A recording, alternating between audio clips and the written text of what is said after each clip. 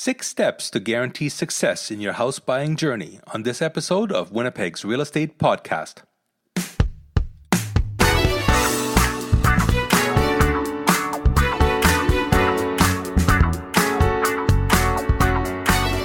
You're listening to Winnipeg's Real Estate Podcast with Bo Kaufman of RE/MAX Performance Realty, answering questions for buyers and sellers of houses and condos in Winnipeg.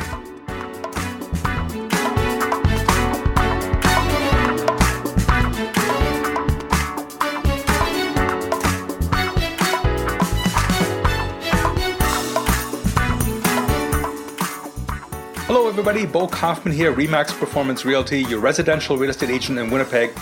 I enjoy working with buyers and sellers, houses and condos right here in our city. And today I'm going to talk about the buying process, the home buying process, or condo buying, whichever you want to do.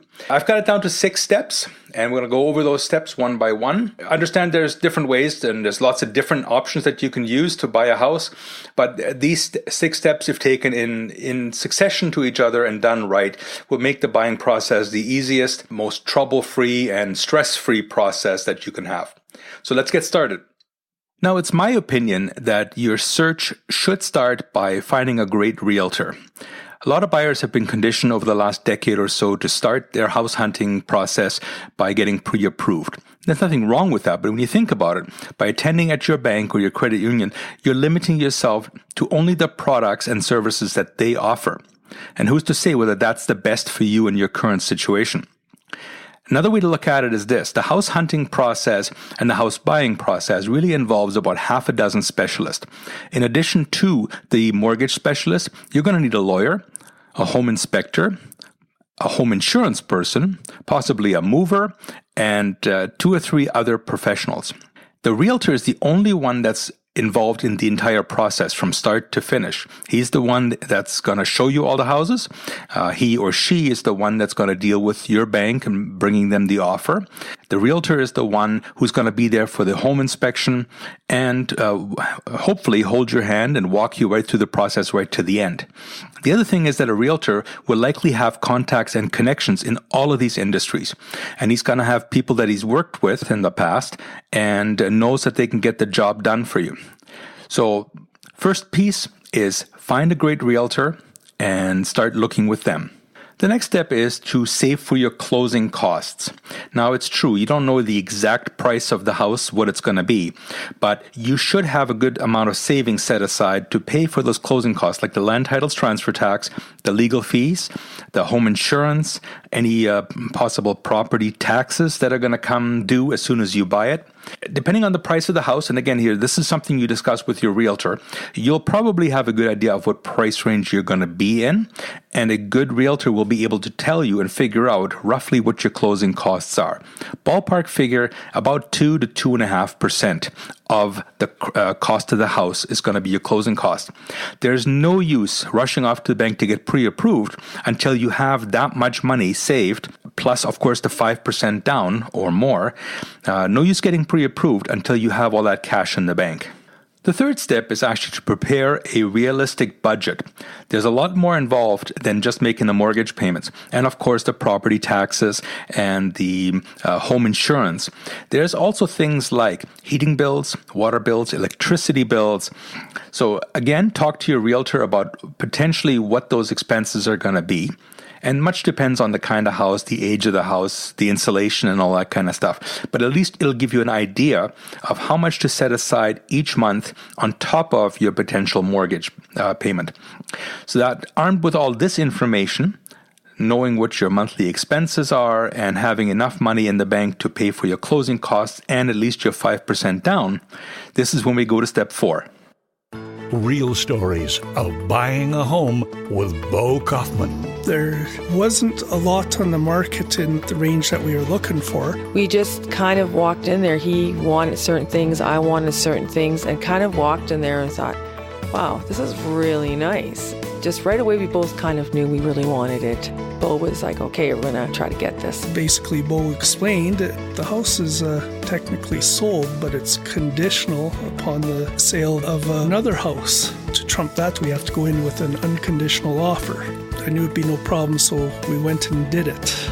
and we'll be signing our mortgage papers tomorrow. What do you look for in a real estate agent? Just someone that you can trust, someone that you know that will get the job done. Find it in Bo Kaufman. I would certainly refer anyone to him. He's really a great person. Visit Bo at winnipeghomefinder.com. And we're back with the fourth step in the home buying process, which is finally getting that pre-approval for your mortgage. Now, a couple of important points here. Make sure the pre-approval is in writing, and make sure that you ask for a rate hold. Not everybody gives it automatically, but here's how a rate hold works. For about 90, sometimes as long as 120 days, your lender will guarantee the mortgage rate that you're currently at. So, for example, right now, if the mortgage rate is 2.8%, and you don't buy a house for 2 months, but the markets have changed and the rates have gone up to 3.1%, a rate hold will guarantee you that lower, earlier pre-approved rate of 2.8%. That's just one of the many benefits of being pre-approved. They'll give you a rate hold up to 120 days. So that's why I wanted to do step 2 and 3 first, that is budgeting and saving for your down payment. There's no use being pre-approved and then needing 3 months to save up your money and wasting all that time from the pre-approval. The next step is finding the right house. And it says find the right house within your means, but there's actually 2 sides to that. One, of course, is to make sure that you don't overspend, that you're not, as they say, house poor, that you're still able to live and comfortably on top of everything. But the other side of the coin is not to buy a house that's too small. Because if you buy something that's too small and you outgrow it within a year, you may not get all of your money back because you spend about 3% on closing costs, and then when you list the house and sell it, you're going to spend about 4 to 5% on selling costs. So that's about 8%. And Winnipeg's market on average has been going up about 3 or 4%. So after a year, you may not get enough to cover your all of your expenses. So you want to make sure that you buy a house that's good for 4 or 5 years at least. So don't buy too small, and of course, don't buy too much house that you can't afford it. And the last step, if at all possible, make your offer subject to a home inspection. Now I say if at all possible because there are still bidding wars happening in Winnipeg in certain price ranges and certain neighborhoods. And if you are up against multiple offers, getting a home inspection might be difficult. If you're the only offer, I highly recommend that you make it subject to a home inspection because traditionally people only look at a house for about 20 minutes, 25 minutes. There really isn't enough time, whereas a home inspection can take three hours. Here too, I consider home inspectors a fairly self-regulated industry. I always say that a guy with a ladder and a flashlight can call himself a home inspector. So lean on your real estate agent for some advice and some recommendations about a home inspector. Get a couple of recommendations. Check those people out online as well. But definitely, if you can at all, get a home inspection before you put in an offer or make it subject to the offer. I do hope you've enjoyed this presentation. As I said earlier, I do enjoy working with buyers and sellers, houses and condos in Winnipeg. So especially if you're a first-time buyer or even somebody upsizing or downsizing, give me a shout. Love to hear from you. It's Bo Kaufman, RE/MAX Performance Realty, and our cell number is 204-333-2202, and email is bonoknowshomes@gmail.com. Till next time, bye-bye.